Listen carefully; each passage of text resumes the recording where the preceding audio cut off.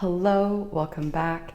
Today we are training with an upcoming MMA fighter. This upcoming MMA fighter has very good technique and she's good. She has a very good base. So right now, right away, she has her hands on my knees controlling the leg and I have her in open guard. My focal point is to keep at least one foot on her hip, and her focal point is to control the legs and to get into this knee slice position. And I want to first focus on where her hand was. So inside position, yeah, can also mean the biceps, but can also mean making sure your hand is on their hip and your elbow is inside their thigh, controlling their thigh. So here, look at my frame. Do you see how putting a frame across her neck on that far shoulder gives me space? If you watch my previous video when I went up and dojo stormed Shawn, he has the best frames, and frames are annoying to deal with. And when you have good frames, that really helps you to maintain your space and to prevent them from passing. She is thinking that she's going to pass, and I have my top hook in, and I'm waiting for her to load herself onto my body. That way I can hit this sweep. That's the only place you find happiness. Hold on, this train going by.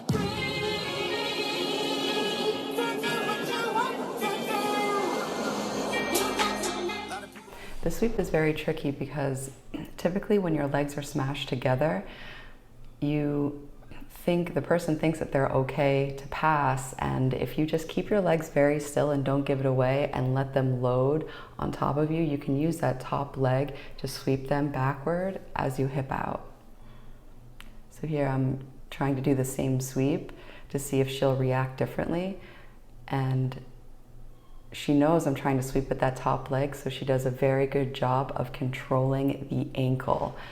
If you are trying to pass somebody with very good butterfly sweeps and you know that you're on top, ankle control by either grabbing their ankle or pinning their foot to the ground using your shin will definitely help you. So right now she has to get past my frames, which is very annoying. And she knee slides. One tip here is if she would have put her left foot on my hip and use that to kick her leg out, that's another added pressure to this pressure pass that can help you get that leg unstuck. So again, she's going for the knee slice and is keeping a distance from my legs in order to try to avoid my hooks getting in. A lot of people be thinking, but I'm just a sayer. Artists can't perform a Super Bowl, but it's okay for the players. All these halfway movements.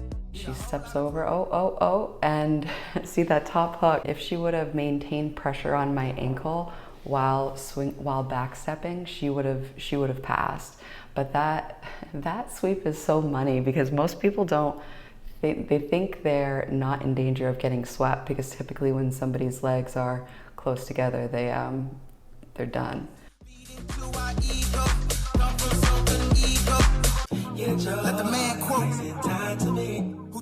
So here I'm working some passing.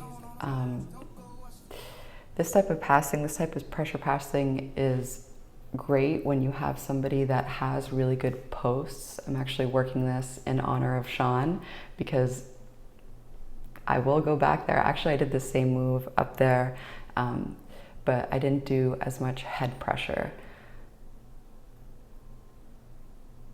So do you see how I'm stapling her leg down until I get a hand post to sweep the legs to the other side?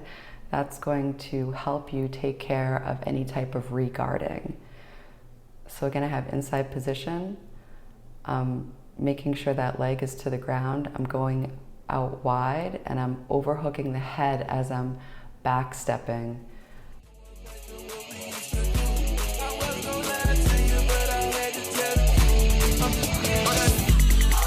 Coming back dirty, I'm just being honest.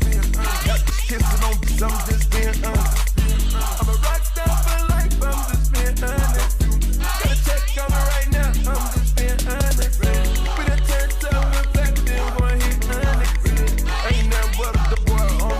a great pass if you have somebody that has really annoying frames.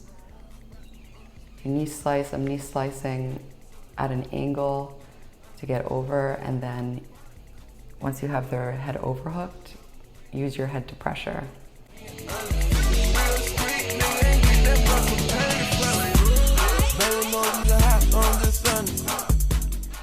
Here I'm thinking there is a reverse knee slide. I'm trying to find it here, but it's not coming to me, so ignore that part. So again, inside position, look at where my right elbow is on her inner thigh. I'm sliding my knee up, getting the underhook. Like that's a classic knee slide. Knee slide, knee slice, knee cut, it's all the same technique. So again, ankle control. This is really great in MMA and self-defense to control the ankles, because you can get knocked out with an up kick to the face. Like, up kicks to the face are no joke. So this technique right here is so money. When you back step, make sure to keep your foot on their thigh. That way you can prevent them from regarding before you get your hand post down.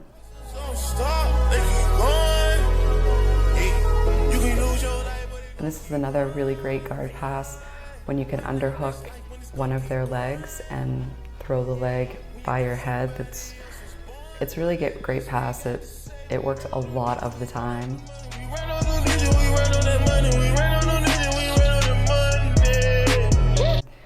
But I noticed once I start trying it on black belts, they obviously have an answer.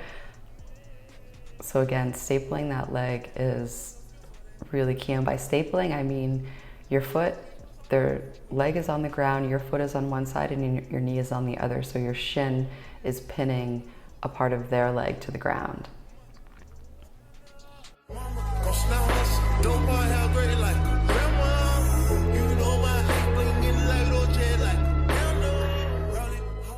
So here again, I go with the pressure pass, getting my head. Oh, I didn't do the head thing that time.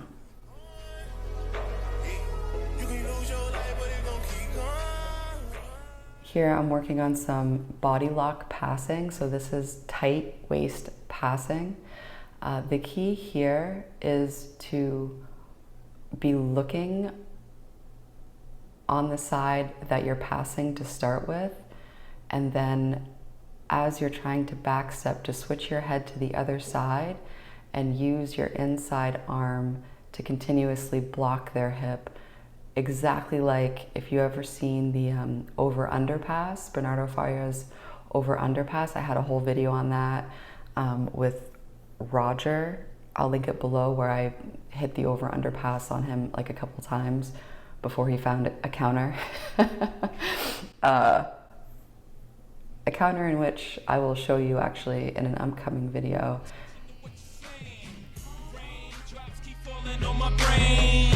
Cause I'm in the trap on flames. I'm so hot, even if the weather change. I don't have no top, I'm insane. So she's trying to get past the knee shield, and now I have my left foot has a butterfly hook. And constant, if you're on the bottom, the name of the game is getting your foot to their hip, getting your foot hooked on the inside of their thigh. That hook is called a butterfly hook. There are such positions as half butterfly as well, when you just get one hook in.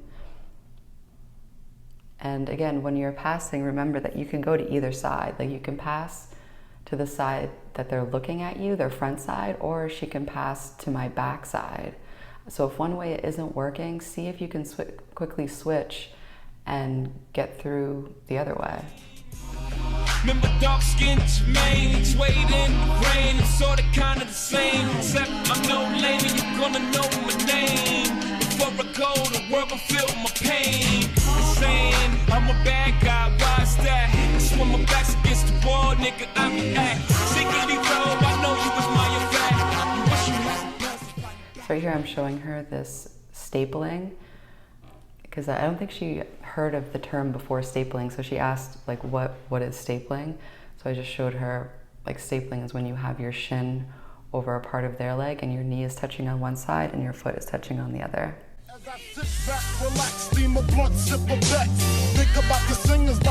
So do you see how here she chose to circle around the back side instead of shelving the knee and going around my front side? Again, great ankle control. Hold your horses, I'ma show you who the boss is. I'm taking no losses, keeping groups like SWG and TLC, Jesse B.I.G. with telepathy. And here, here I'm playing with posts again. So this was done to me by Shawn, and you know, in jiu-jitsu, you always learn from when things, and for me anyway, I always learn from when things annoy me, like what is that? So if somebody is trying to pass you, there is a escape called the Turkish get-up, where you post on their armpit and you basically do like a technical stand-up to get up on your elbow and to push them off of you. So that's what I was doing to her. And if you've ever had that done to you, it is it is quite difficult to deal with that armpit post. So she asked me, you know, what I was doing, and I told her it was an armpit post, and then I showed her the defense to that, or I should say the counter to that. That way, if anybody has an armpit post on you, you can do this move as well. Come on, come on, come on. I got 7 Mac 11s, about 8, 38s, 9, 9s, 10 Mac 10s, the shit's never end. You can't touch my riches, even if you had MC Hammer and them 357s. Biggie Smalls, the millionaire, the mansion, the yacht, the 2 weak spots, the 2 hot spots. So that's the move right there. If anybody has an armpit post on you, circle your butt towards their head. Or you might miss Christmas. I tote guns, I make number runs. I give MCs the runs tripping. When I throw my clip in the AK, I slay from far away. Everybody hit the D. And that will kill the post. Now you have to do this quickly, because typically when people are doing the armpit post, they're doing it very quickly and very explosively. So if you're going to use this counter of circling over their head, just timing wise, know that you have to be quick about it. Oh, and her brace fell off, so we're gonna stop and put that back on. Yeah, I guess she was cleaning up the gym and one of the dumbbells fell like on her finger and smashed it. So it's always the injuries like that you're like, really?